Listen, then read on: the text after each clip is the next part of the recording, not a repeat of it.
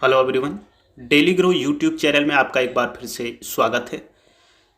ये जो आधारशिला, ध्यानाकर्षण और शिक्षण संग्रह, जो तीन हस्त पुस्तिकाएं हम शिक्षकों को दी गई हैं और इनसे संबंधित विभिन्न जनपदों में, उत्तर प्रदेश के या अन्य स्टेट के जनपदों में और ब्लॉकों में एग्जाम्स, आकलन परीक्षाएं की जा चुकी हैं और हो भी रही हैं, अभी होने भी वाली हैं। तो उसमें जो भी प्रश्न पूछे जा रहे हैं उन प्रश्नों को सम्मिलित करते हुए साथ ही साथ यहाँ पर हम एक एक मॉड्यूल को, जैसे कि इस मॉड्यूल में आधारशिला मॉड्यूल भाग एक पर जो भी इम्पोर्टेंट, भाग एक के अंतर्गत जो भी इम्पोर्टेंट प्रश्नोत्तरी बन रही है उससे संबंधित ये वीडियो है। इसी प्रकार से प्रत्येक भाग से संबंधित प्रत्येक मॉड्यूल का वीडियो आपको मिलेगा। अभी तक जो भी मॉड्यूल्स के भाग आपको प्रश्नोत्तरी मिल रही थी वो सब मिश्रित सभी तीनों भागों से संबंधित, लेकिन यहाँ से इस पार्ट से बहुत इंपॉर्टेंट होने वाला है, इसलिए आगे वाले सभी पार्ट आप जरूर देखिए। ये आपको हमारे YouTube चैनल के प्ले लिस्ट में मिल जाएगा। ये सभी भाग एक साथ आप वहाँ पर देख सकते हैं।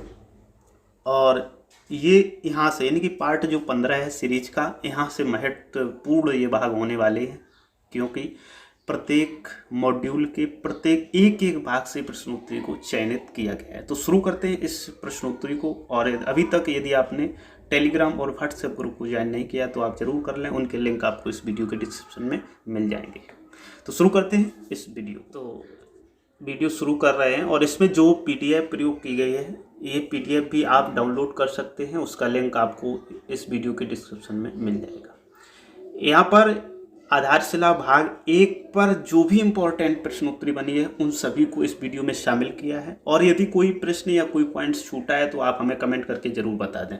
साथ ही इस पीडीएफ को किस प्रकार से आपको डाउनलोड करना है उसका लिंक आपको बताऊंगा मैं, कहां से आपको कैसे डाउनलोड करना है। वीडियो में लास्ट तक जरूर बने रहें। तो जो आप अंडरलाइंड पॉइंट देखेंगे, यदि आप उन पर क्लिक करेंगे तो आप एक आकर्षक ऑफर पा सकते हैं। तो इन पर क्लिक करके जरूर देखिएगा। शुरू करते हैं। सबसे पहला प्रश्न है आज का, यहाँ पर जो प्रयोग किया गया है, प्रश्न नंबर 1, आधारशिला में कितने भाग हैं। सबसे फर्स्ट बात जो आती है, आधारशिला मॉड्यूल्स जो आपको मिला हुआ है उसमें क्या भाग हैं। तो आधारशिला मॉड्यूल में 6 भाग हैं, इसका सही उत्तर है। इसके अतिरिक्त जो 2 मॉड्यूल और मिले हैं, ध्यान आकर्षण, तो ध्यान आकर्षण में 4 भाग हैं, और जबकि एक और शिक्षण संग्रह मॉड्यूल है उसमें 6 भाग हैं। तो इस प्रकार से आपको ये जानकारी पूरी होनी चाहिए। अभी तक यदि आपने यूट्यूब चैनल को ज्वाइन नहीं किया है तो ये पीडीएफ जब आप डाउनलोड करने, उसके बाद में यहाँ पर जहाँ भी आपको अंडरलाइंड मिले वहाँ पर आप क्लिक करके कुछ आकर्षक वहाँ से देख सकते हैं। नेक्स्ट प्रश्न नंबर 2 पर चलते हैं। तो प्रश्न नंबर जो 2 है वो आपका है, 50 दिवसीय फाउंडेशन लर्निंग शिविर की दैनिक समय सारणी किस भाग में है। तो जो फाउंडेशन लर्निंग शिविर है इसकी दैनिक समय सारणी की बात की गई है यहाँ पर, तो इसका उत्तर है भाग 1 में। जो 50 दिवसीय फाउंडेशन लर्निंग शिविर की दैनिक समय सारणी है वो आपकी भाग 1 में समाहित की गई है। नेक्स्ट प्रश्न है, 50 दिवसीय फाउंडेशन लर्निंग शिविर का साप्ताहिक विभाजन किस भाग में किया गया है। जिस प्रकार से ये दैनिक समय सारणी है उसी प्रकार से उन दैनिक समय सारणी में किस प्रकार से किस सप्ताह में क्या आपको पढ़ाना है उससे संबंधित जो विभाजन है वो किस भाग में किया गया है। तो वो आपको किया गया है भाग आपका है 1।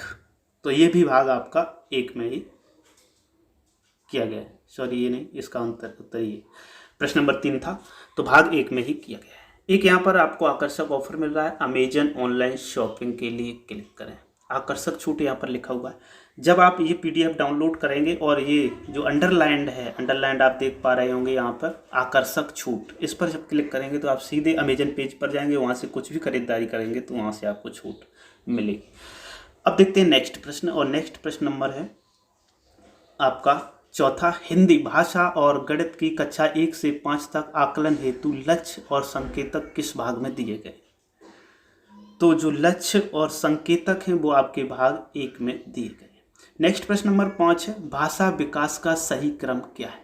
जो भाषा है, भाषा जब बच्चा सीखता है तो उसमें जो विकास उसका होता है, या भाषा का विकास किस प्रकार से होता है, क्या सबसे पहले बच्चा सीखता है। तो सबसे पहले बच्चा सीखता है सुनना, सुनने के बाद में बोलना, उसके बाद में पढ़ना और उसके बाद में लिखना। तो इस प्रकार से बच्चा आगे की ओर अग्रसर होता है। यदि हम कहें स्पष्ट रूप से तो ये कहना होगा कि शुभोपली, अपने याद करने के लिए हम आपको ये ट्रिक बता रहे हैं। शुभोपली, शुभोपली का मतलब है सु सुनना, भू बोलना, पढ़ना और ली लिखना। तो इस प्रकार से ये क्रम होता है भाषा विकास का। इंग्लिश में एस यानी कि स्पीकिंग, पहले लिसनिंग एल, फिर स्पीकिंग एस, उसके बाद रीडिंग, उसके बाद reading writing, listening speaking reading writing. तो ये क्रम है। नेक्स्ट चलते हैं प्रश्न नंबर 6 की ओर। और ये 6 प्रश्न है, ये भी इम्पोर्टेंट है, महत्वपूर्ण प्रश्न है। इसको भी आप देखें ध्यान से क्या इसमें पूछा। ELPS, जैसा कि आपने देखा हुआ जब हम लोग गणित सीखते हैं तो गणित के लिए जो 4 पॉइंट्स होते हैं महत्वपूर्ण, उन्हीं 4 पॉइंट्सों में से एक है ELPS। इसमें P का क्या मतलब है? तो P का मतलब है पिक्चर्स। हम आपको चारों का मतलब बता दे रहे हैं। E का मतलब है एक्सपीरियंस, L का मतलब है लैंग्वेज, P का मतलब है पिक्चर्स, S का मतलब है सिंबल। अब चलते हैं प्रश्न नंबर 7 की ओर। तो प्रश्न नंबर 7 है ERAC में R का क्या मतलब है? तो R का मतलब है रिफ्लेक्शन। क्या है? रिफ्लेक्शन। हम आपको चारों बता रहे हैं। E का मतलब है एक्सपीरियंस, एक्सपीरियंस का मतलब है अनुभव। R का मतलब है रिफ्लेक्शन, रिफ्लेक्शन का मतलब है चिंतन मनन करना। और E का मतलब है एप्लीकेशन, एप्लीकेशन का मतलब है अनुप्रयोग। और C का मतलब कंसोलिडेशन यानी कि निष्कर्ष। अब चलते हैं प्रश्न नंबर 8 की ओर। तो प्रश्न 8 है लर्निंग आउटकम को और किन नामों से जाना जाता है? ये बहुत इंपॉर्टेंट पॉइंट्स हैं जो भी इसमें शामिल हैं। तो जो लर्निंग आउटकम है उन्हें अन्य 3 नामों से और जाना जाता है। लर्निंग आउटकम को अधिगम परिणाम, क्या क्या है देखते हैं। अधिगम परिणाम सबसे पहला है, और उसके बाद में सीखने के प्रतिफल, और नेक्स्ट है अपेक्षित दक्षताएं। अपेक्षित दक्षताएं, यहाँ पर थोड़ा ये मिसप्रिंट हो गया है, तो यहाँ पे अपेक्षित दक्षताएं। ठीक है, नेक्स्ट प्रश्न क्यों चलते हैं। तो नेक्स्ट प्रश्न है 9 नंबर, अध्ययन अध्यापन की दृष्टि से लर्निंग आउटकम कितने प्रकार के होते हैं? तो अध्ययन अध्यापन की दृष्टि से जो लर्निंग आउटकम है वो 3 प्रकार के होते हैं। वो कौन कौन से 3 प्रकार हैं यहाँ पे आप देख पा रहे हैं। केंद्रीय लर्निंग आउटकम जिसे फोकल लर्निंग आउटकम्स कहते हैं, उसके बाद है नेस्टेड लर्निंग आउटकम, और तीसरा है उप लर्निंग आउटकम। तो ये इस प्रकार से 3 प्रकार के लर्निंग आउटकम होते हैं। नेक्स्ट प्रश्न पर चलते हैं, और ये हमारा नेक्स्ट जो प्रश्न है वो है सबसे ज़्यादा सीखने का विकास किस उम्र में होता है? तो जब आप आधारशिला पढ़ रहे होंगे तो उसमें एक ग्राफ बना हुआ है, वहाँ से आप देखेंगे तो सबसे ज़्यादा जो सीखने का विकास है, यानी कि बच्चा जो सबसे ज़्यादा सीखता है किस उम्र में सीखता है, वो 0 से 8 वर्ष की उम्र में सीखता है। यानी कि बच्चा आपके पास 5 साल में तो लगभग आएगा विद्यालय में।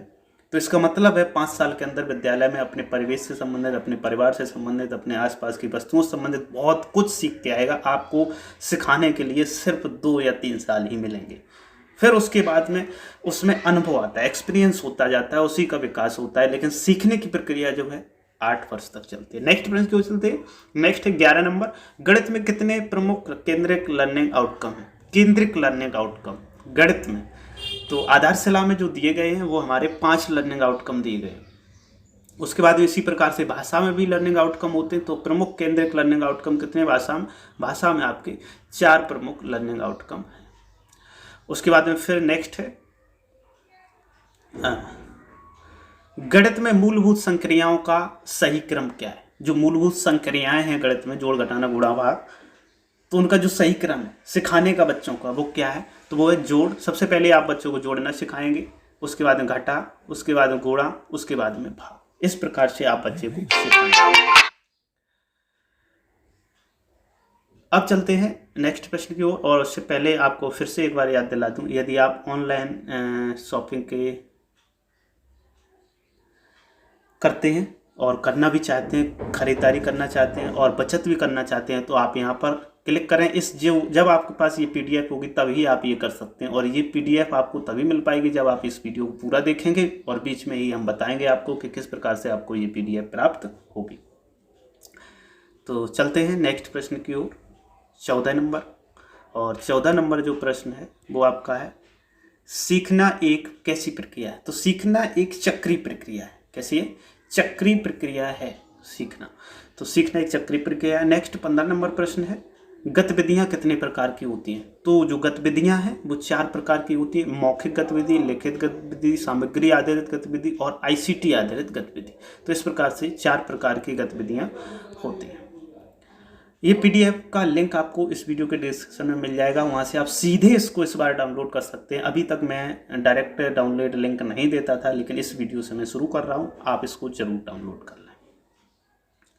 नेक्स्ट प्रश्न है, कक्षा में क्रियान्वयन के आधार पर गतिविधि कितने प्रकार की होती है? तो कक्षा में क्रियान्वयन के आधार पर गतिविधियों के अगर प्रकार की बात की जाए तो गतिविधि 3 प्रकार की होती हैं। कितने प्रकार की? 3 प्रकार की होती हैं। एकल, छोटे समूह और बड़े समूह या पूरी कक्षा को। जब हम पढ़ाते हैं तो एकल समूह बनाते हैं, या तो आपको छोटे समूह बना के पढ़ाना पड़ता है, या फिर पूरी कक्षा एक साथ ले सकते हैं, या बड़े बड़े समूह बना सकते हैं। नेक्स्ट प्रश्न 17 नंबर, कक्षा 1 और 2 में कक्षा शिक्षण के दौरान मौखिक गतिविधि के लिए समय कितना उचित है? तो मौखिक गतिविधि के लिए आपको 10 से 15 मिनट लेना है। फिर से वही ऑफर, आपको बम्पर ऑफर मिलेगा, यहाँ से छूट मिलेगी। इसलिए यदि आप शॉपिंग के पसंदीदा है, आप ऑनलाइन शॉपिंग करना पसंद करते हैं, आप मार्केट नहीं जाना चाहते हैं, तो आप ज़रूर एक बार यहाँ से क्लिक करके जाइएगा। आकर्षक ऑफर मिलेंगे आपको, निश्चित ही मैं बता रहा हूँ। यहाँ से आपको अमेजन की जो आपको ट्रस्टेड है सबसे, वहीं से आप खरीद सकते हैं बहुत ही आसानी। नेक्स्ट प्रश्न है, कक्षा 1 और 2 में लिखित गतिविधि का समय कितना उचित है? तो लिखित गतिविधि को जो समय कक्षा 1 के लिए है वो 20 से 25 मिनट रखा गया है। नेक्स्ट प्रश्न है, QR कोड पर आधारित गतिविधि कौन सी है? तो QR कोड को जब हम स्कैन करके, जैसे किताब में जो QR कोड आजकल दिए जा रहे हैं बेसिक में, कक्षा 1 से 8 तक के देखे होंगे आपने बुक्स, उसमें साइड में ऊपर कोने में देते हैं, तो उसे जब स्कैन करेंगे तो आप दीक्षा ऐप से स्कैन करके पढ़ सकते हैं। तो ये ICT आधारित गतिविधियाँ हैं। नेक्स्ट और अंतिम प्रश्न है आज का, वो है सीखने की प्रक्रियाओं को सकारात्मक समर्थन देने के लिए कितने पहलू हैं? तो ये 3 पहलू हैं। कक्षा प्रबंधन, क्या क्या है? कक्षा प्रबंधन, शिक्षण योजना, आकलन और मूल्यांकन। ये 3 जो पहलू हैं आपके सीखने की प्रक्रियाओं को सकारात्मक समर्थन देने के लिए हैं। तो इस प्रकार से इस वीडियो में हमने 20 प्रश्नों को सम्मिलित किया और उम्मीद की कि ये प्रश्न अच्छे हों और आपके लिए उपयोगी हों।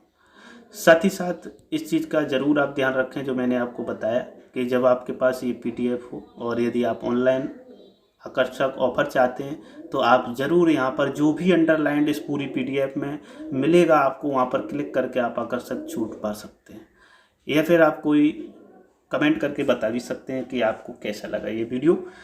और इसका लिंक आपको इस वीडियो के डिस्क्रिप्शन में मिल जाएगा, वहाँ से आप सीधे डाउनलोड कर सकते हैं। वीडियो पूरा देखने के लिए आपका बहुत बहुत धन्यवाद।